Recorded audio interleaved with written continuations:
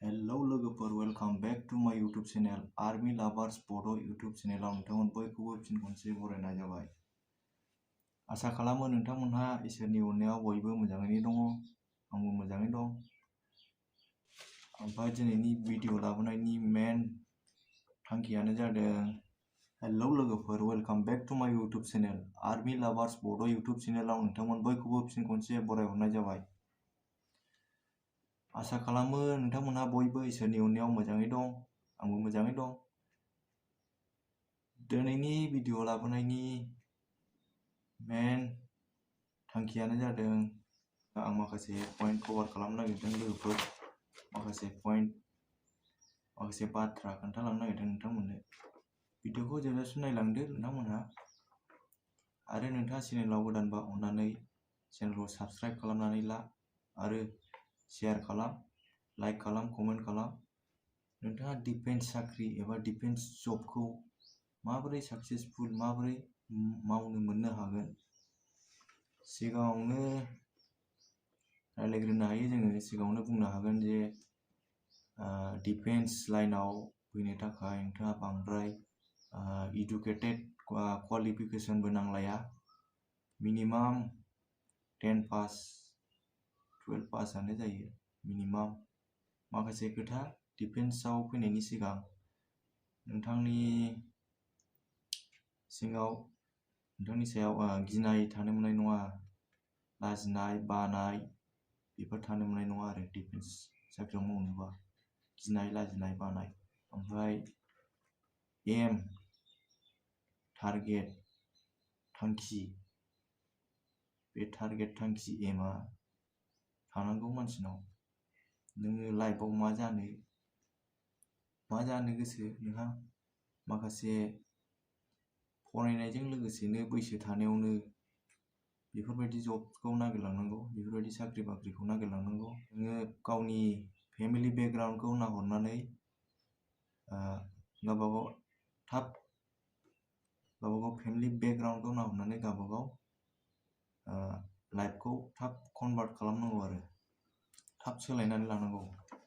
नों न'खरावनो गैखाथारा, नोंखौ बुरजा फरायहोनो हानायनि गोहो गैयाबा, न'आव थाखा फैसा गैयाबा, नोंथाङा बेबायदि गिदिर सिमां सुजुनानै जेबो लाब गैया। सिमाङा थानांगौ मानसिनाव, नाथाय गावनि फेमिलि बेकग्राउन्डखौ नाहरनानै थाब साख्रि मोननायखौ नायनांगौ आरो।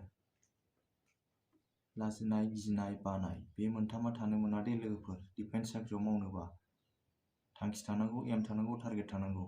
आं लागोनबा लाथारगोन होननानै थानांगौ आरो जुदि नोंथाङा साक्सेसफुल जायाबा, साख्रिखौ मोना, बानानै थानो नाङा दे, नाजाबाय थानांगौ। खनसे नङा, खननै नङा, खनथामाव मोनगोन नोंथाङा जेरैखि जाया। नोङो बबेयावहाय खमजुरि, नोंहा बबेयावहाय उइकनेस, बेखौ गावखौनो बे खमजुरिखौ, बे उइकनेसखौ इमप्रुभ खालामनांगौ आरो। नोङो रिटेनाव फेल जायोबा, रिटेननि थाखाय नों प्रिपेयार जाबाय थानांगौ, फरायबाय थानांगौ। गोदान गोदान एग्जामनि थाखाय गोदान गोदान बुक्स फरायनांगौ। नों बबेखौ हासिना, रिटेनावबो अनेकथा साबजेक्ट थायो नालाय, नों बबे साबजेक्टआव खमजुरिसिन बेखौ बांसिन नायनांगौ। रिटेननि सोमोन्दैबो सावरायगोन उनाव। दानिया सावरायसिगोन जोङो फार्स्ट रानिं टारगेट। दानि जानो गोनां आसाम पुलिस, एबि, इउबि बा कामान्ड', नोंथाङा टारगेटआ थानांगोन रानिंआव एक्सिलेन्ट। एक्सिलेन्ट टारगेट थायोबासो नोंथाङा सेकेन्डआव हाबहैनो हागोन। 20 नाम्बारनि रानिं एक्सिलेन्ट नालाय, 18 नाम्बारसो मोननाय नाजाथारनांगौ आरो लास्टआव। टारगेटआथ' एक्सिलेन्ट थानांगौ। एक्सिलेन्टनि प्रेक्टिस होबासो नों सेकेन्डआव हाहैगोन। मानो होनबा जेदिनखालि खारनाय, ओइदिनखालि नोंथाङा एसे दुरबल जागोन। जानाय लोंनाय, लाइनाव थानाय, घाबरायनो नाङा आरो। घाबरायनो नाङा। हागोन ना हाया, मानसिफोरखौ नुनानै गियो सोरबा सोरबा। आयौ बियो बिराद खारनो हायोदां, बिदि सानो। बिदि साननो नाङा दे लोगोफोर। गिनाय थानो नाङा, घाबरायनाय थानो नाङा, धैर्य थानांगौ। खारनायाथ' जाबाय, टारगेटआ एक्सिलेन्ट थानांगौ। ओमफ्राय लं जाम्पआबो एक्सिलेन्ट थानांगौ दे। लं जाम्पखौथ' बयबो एक्सिलेन्ट बारो, बेनि थाखायनो एक्सिलेन्ट प्रेक्टिस खालामबाय थानांगौ। बेयावबो खनथामल' चान्स मोनोना बारनो, बे खनथाम चान्सखौ खोमानानै लानो नाङा आरो मिस्टेक खालामनो नाङा। नोङो प्रेक्टिसावबो खनथामखौनो हमनानै लानांगौ दे, खनथामल' मोनगोन होननानै खनथामल' बारबाय थानांगौ। खनथामल' सानसेयाव खनथामल' चान्स मोनो होननानै बारनांगौ दे। ओमफ्राय बारनायनि माखासेखौथ' मिथिखागौ नोंथांमोनहा, बिदिनो बांद्राय फार्स्टआव बारनोसैबा जेला नोंनि नाम्बारा सफैथ'वाखै बारनायनियाव, होमबा ओरैनो थानो नाङा, वार्म आप जाबाय थानांगौ, एसे बारल'बाय थानांगौ, देहाखौ गरम लाखिनांगौ आरो नङाबा बडा आथिं आखाइ बडा मोननानै बारनो हाया। बेनि थाखायनो एसे बारल'बाय थानांगौ, दलर थानो नाङा आरो।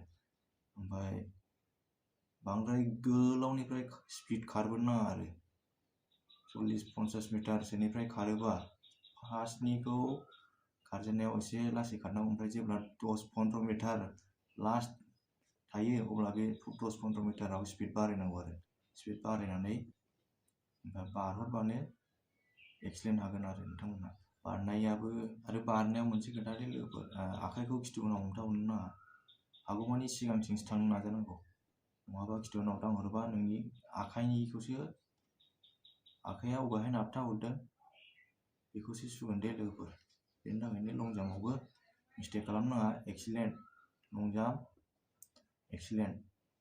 दानिया सिनापआवबो बयबो एक्सिलेन्ट मारियो दे, 14 बार मारिनांगौ एक्सिलेन्टनि थाखाय। 14 बारखौ इजिलि होनांगौ दे नोंथाङा, बिदिनो रिलेक्स, गाब्रायनो नाङा, गिनो नाङा, होनांगौ दे 14 बार, एक्सिलेन्ट हाथारनांगौ, बे चान्सखौ हगारनो नाङा दे लोगोफोर। सिनाप जुदि नोंथाङा एक्सिलेन्ट हायाबा पुशआप मारिबाय थानांगौ, ओमफ्राय सापर्ट लानांगौ, लोगोनि सापर्ट लानानै एसे होलांबाय थानांगौ आरो होमबानो हागोन। ओरैनोल' दलर थानो नाङा दे लोगोफोर, नाजाबाय थानांगौ। नों बबेयाव खमजुरिसिन बेखौ नाजानांगौ दे। खारनायखौबो बुंबाय, हाथ्राबा सेकेन्ड, ओमफ्राय लं जाम्प, सिनाप, एक्सिलेन्ट, बे मोननै। एबारनो बिराद चान्स दे, आरो नेक्स्ट टाइमावबा ओंखारगोन ना ओंखाराखौनो बुंनो हाया लोगोफोर। ओंखायनो बेबायदि चान्सखौ खोमानानै लानो नाङा दे, मानो होनबा बैसोआबो नेनानै थाया, समाबो नेनानै थाया, आरो जेब्ला बैसो जालाङो अब्ला नागिरनोबो बायो, खारनायाबो एसे खमजुरि जायो, बानाय फैयो आरो। बेनि थाखायनो बैसो थानायावनो गासिबो मावनानै लाजोबखानांगौ, बानानै थानो नाङा दे लोगोफोर। दानिया मेडिकेलनि बागै सावरायगोन एसे। मेडिकेलाथ' नर्मेल मेडिकेलसो जायो आसाम पुलिसफ्राव, नर्मेल मेडिकेल, बिदिनो कालार भिजनजों जायो, ओमफ्राय नखनि हान्थु नांजाबनाय, ओमफ्राय आखाइ, बिदिनो आखान्थिखौ नायो। मेडिकेलाव हाइटखौ सुयो, चेस्टखौ सुफिनो, ओमफ्राय फ्लेट फुटफोरखौ नायो आरो फ्लेट फुट, आथिं आफा दावदै गोजौ गाहाय थायो नालाय, सोरनाबा आथिङाबो गोलाव गुसुं थायो नालाय, ओंखायनो एबियावथ' बांद्राय बिदि नङा। आसाम कामान्ड'आव खिन्थु ब्लाड टेस्ट, इउरिन टेस्ट बेफोरबायदि जायो आरो बे लास्टआवसो जायो। Blood test, urine test, x ray बेफोर गासिबो जाजोबो।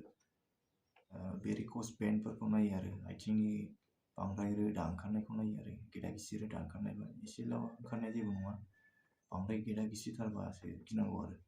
मेगनफोरखौ नायो आरो मेगना गिदिर फिसा, ओमफ्राय बिदिनो सोरनाबा एसे प्रब्लेम थायो नालाय बेफोरखौ नायो आरो। ओरै आखाइ ओरै फांथे होनानै ओरै बावहाय मिस्टेक जानो नाङा दे, ओरै फांथेनानै नायहोयो, सिनायहोयो आरो कालार भिजन खालामहोयो। नर्मेलसो, गिनांगौ गैया। ओमफ्राय दानिया सावरायगोन रिटेन टेस्टआव नोंथाङा फुराना जाखांनाय पेपार, कुइसन पेपारफोर मोनोबा नोंथांनि जि गामिफ्राव सिनायनाय सोरबा लोगोफोरनिफ्राय कालेक्ट खालामनानै लानो हागोन दे। फुराना कुइसन पेपारखौ नायनांगौ, बिसोरनिफ्राय सोंनांगौ माबायदि फैयामोन, माबायदि बिजाब फरायनांगौ, माबायदि बुक्स नायनांगौ। साप'ज हमनानै ला, जेरै जिकेफ्रा मा फैयो, आसाम हिस्ट'रिनि मा फैयो, जिअ'ग्राफिनि मा फैयो, पलिटि, इक'न'मि, ओमफ्राय मेथ्स, रिजनिं, इंलिस, गासिबो आरो बिसोरनि बागै। रिटेना 50 मार्क्सनि जायो, 100टा कुइसन, ओमफ्राय अबजेक्टिभ टाइप, नन नेगेटिभ मार्क गैया, गावनि लेंगुवेजजों लिरनो मोनगोन दे। बर', बेनो मोनसे मेन सुबिदाया बेनो आरो जोंना, बर'निनो लिरनो मोनगोन गावनि बिमानि रावजोंनो। बेनि थाखायनो बिराद चान्स लोगोफोर। बे चान्सखौ खोमानानै लानो नाङा दे। सनानि खाबु आं बुंबाय थायोना सनानि खाबु गोल्डेन चान्स होननानै, आरो बेबायदि चान्स मोननायनि बिराद खम।